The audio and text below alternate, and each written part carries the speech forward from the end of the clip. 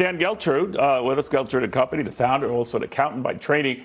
You know what, Dan, so many times, and I've had you on, you've talked about it's this government spending that runs far afield from its original purpose that compounds problems like this suddenly running out of COVID dough to deal with extra vaccines and all of that. Leaving that aside, though, what's interesting is that this new argument that it would help deal with the inflation problem when you could make a credible case that it was all that spending that got this going long before the Ukraine war.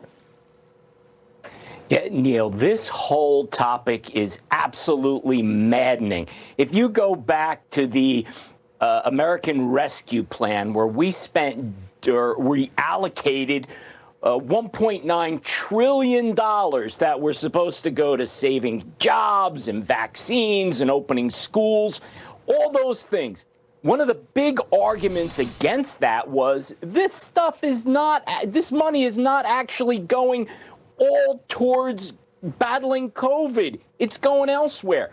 The real problem is allocating these funds, for example, to the states, Neil, there were no strings attached. Now, you know, the comment was made, well, if something was illegal, we need to do something about it. My guess is nothing was probably done illegally, perhaps unethically, but you just throw out all this dough everywhere and have politicians spend it? What do you think was going to happen?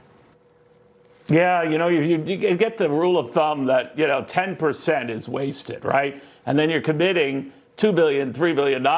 Well, you're 200 to 300 million into serious waste. Having said that, though, a number of Fed governors, district presidents, they're all talking around the country today and this week, including Neil Cavuto over in Minneapolis, Governor Christopher Weller, who's also weighing in. He's a voting member of the Open Market Committee, Chicago President Charles Evans.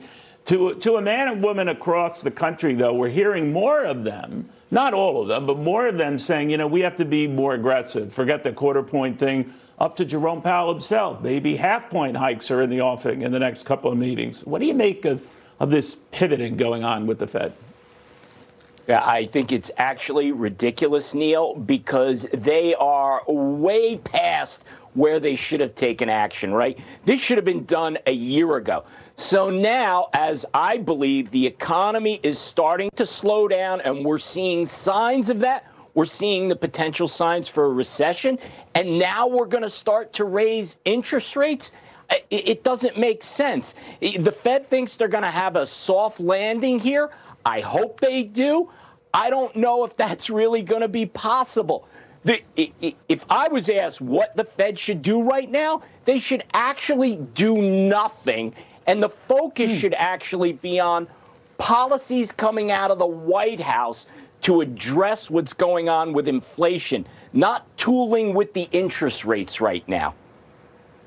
Very interesting. Dan, thank you very much. Dan Geltrude, Geltrude & Company, he's the founder. Well, still got a good read of money. Not to just blow it, but we're blowing it. We're blowing a lot of it, aren't we?